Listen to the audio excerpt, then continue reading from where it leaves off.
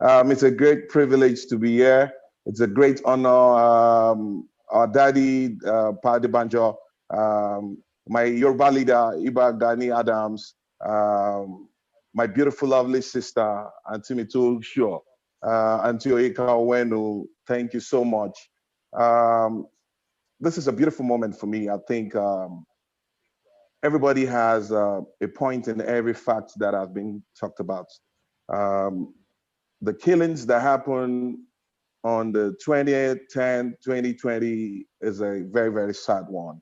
To the fact that the governor of Lagos State, Sanwo-Olu, actually, denied, sending the soldiers to come and rain bullets on peaceful protesters.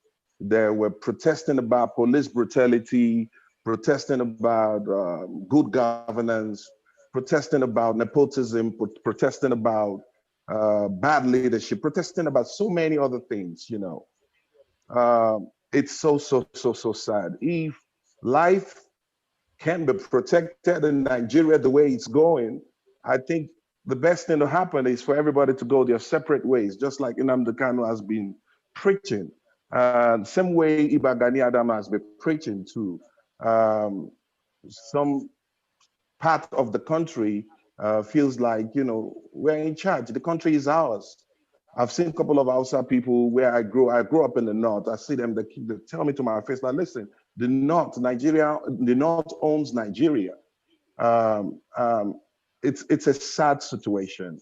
I will advise that we all go back to regional governance where everybody can control their resources. And also the police brutality that happened on our street every day. A couple of friends came back from America the other time. Police arrested them, took them to the police station, forgetting that the taxi driver that actually brought the guy was still around. And he told the guy that, don't worry, I'll come tomorrow morning and pick you up.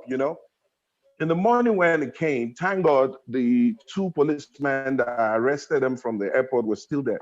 And it was like, where is the man I brought from the airport that you guys arrested yesterday? They actually killed the guy and buried him because they found dollars in his pocket. It's sad. It's sad. It's sad. I feel very emotional every day when I see the situation presently in my country.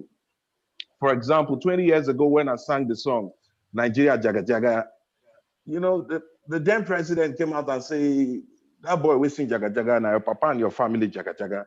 It's so sad that when you speak the truth in this country, people feel, get to hate you for speaking the truth. But the truth is Nigeria Jaga Jaga. And until we go back, until we restructure Nigeria will never be the same. When nobody's happy, Igbos are being marginalized, certain Kaduna people are being marginalized, the Middle Belt has been marginalized too. You know what I mean? I think the best thing is restructuring, and if the restructuring is not happening, let everybody go on their own. Let everybody go their own way. You know what I mean? Let's go back to restructure. Let's go back to regional governance, federalism. That's the only way. For goodness sake, how can a governor send the military to come and rain bullets on innocent protesters in 2020? For goodness sake, this is international. This is international crime, man. It's unfair. Listen, there's no way you can use money to buy everything. It's not going to happen. People are wiser. I mean, 20 years ago, some of the youth that came out to protest today were 10 years ago, some of them were actually looking at, is this man all right? Why would he sing a song, Nigeria Jaga Jaga?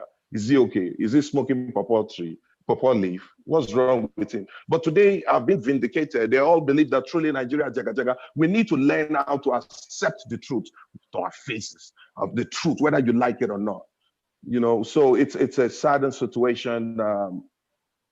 It's so sad. It's so sad, and the governor should just own up to his responsibility and say, yes, I called them to shoot the innocent protester and apologize, and let's move on. But Nigeria is not working the way it is. So I think the best thing is for us to restructure or go back to regionalism. Thank you. I think that what we must focus on, and I would like to begin, is the relationship between Ndi Igbo and Ndi Yoruba. I think that I have repeatedly said again and again and again that part of our problem is that we don't read history well. And I want to lead people to read the history of the human race as it has evolved. And one of the best writers on this subject is a man called Jared Diamond. Many of us may have read his book, his Pulitzer Prize winning book, on guns and steel, and of course, the book Collapse, how countries or societies have failed through human progress, human history. One of the points that he makes in looking at how Africa evolved, by the way, the very base of human civilization or human regeneration, Africa, and people began to move away. And he looked at the waves of Bantu people and all of that. And he began to talk about how, if you look at language, before great sophistications came, basic things that belong to, like the body, how we try to get food, and you look at relationships in language, you will find people who were once the same people, after they moved apart a little and life got more sophisticated, their language developed sort of differently. So if you look at the Igbos and the Yorubas, you will find that the basic things like body parts, Imu in Yoruba is Imi in Igbo. Eti in Yoruba is Nti in Igbo. Enu in Yoruba is Onu in Igbo. And I can go on and on like that. I have been privileged to be one of those sons of this country who has lived in every part of the country. I was going to a secondary school in Onitsha when the Civil War started. A few months later, I was on the Nigerian side and I continued school in Ibadan. Most of my secondary to make, again, I find myself supporting Payo Adebanjo very much. You were saying those who may know or not know. I was there on his 90th birthday in his hometown in Jabu here, celebrating it.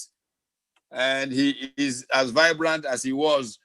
It was he who many years ago began to say to me, you cannot be an activist.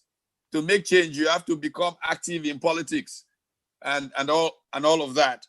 I think this country is gifted with men like him. I also want to say that in this business of building this bridge across the Niger, and I was giving the antecedents of how the relationships have grown and have been from time immemorial. I had the good fortune of hosting a meeting of elite of the Igbo nation and the Yoruba nation in my home here. Payo Adebanjo was one of them, Dr. Kolade, Professor Iruku, Ikenwachukwu, and so on and so forth. And I'd like to make a point that was made at that meeting by the convener of that meeting. He said, he was speaking to one of his Yoruba friends about the need for Igbo Yoruba unity algorithms that have been projected, and that was Igbo. So he said he kept quiet for a while. And then after a few minutes of talking, he said to him, by the way, how is your wife? He said, Ngozi, she's fine. It shows the folly in these stereotypes that have been created that make us sometimes fight even our own selves. And the person who was reacting so Igbo turns out his wife is an Igbo. And so we need to get away from these emotional things that pull people away from more rational conversations. The real rational conversation is that we have been denied progress by focusing on a system that is so inclined towards consumption and sharing. Oh, there is oil is coming from wherever it is coming from. What is our own share? If we can corner things, let's get more share. I was speaking this morning at another platform, and I went back to local government administration. You know, before the 75, 76 reforms of local governments were not part of the fiscal. I say that part of the challenge that we have had is that this divide, rule, ethnicity-based politicking has prevented us to focus on development. Look, the strategy that many of us have suggested, which is again closely related to a decentralized approach, is, as you were pointing out about UAE, people forget that there's a federation of the United Arab Emirates.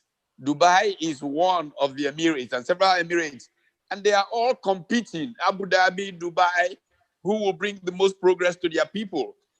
This was the very basis of Nigeria in the late 50s, early 60s. In fact, two American scholars, Howard Wolpe and Robert Melson, called it competitive communalism, competing about who will bring the most progress to their people. I believe that Nigeria should really think in terms of what I like to call megalopolises, rather than looking at, development in small areas. I was involved in a lot of the thinking in Lagos about how to move forward around 1999, 2000, 2001. I remember when the whole idea of mega city Lagos was being pushed. I said, why mega city Lagos? I'd like to see a Lagos Ibadan megalopolis. I'd like to see a Port Harcourt Aba megalopolis, where you have a corridor, just like you have the Boston-Washington corridor, and a concentration of development clusters around those areas. In effect, what the people in Dubai managed to bring together to create a phenomenal growth model. But in Nigeria, we have, in playing this game of sharing rather than producing, prevented ourselves from going down that track. What I continue to suggest is that we turn to what, I guess, structural economics today talk about latent comparative advantage. What is the strength of the Lagos-Ibadan corridor? What is the strength of the Oka-Agbo corridor?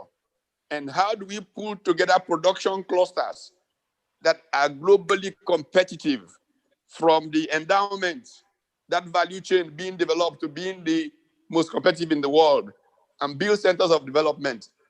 I mean, in one generation, this part of the world will not be recognizable.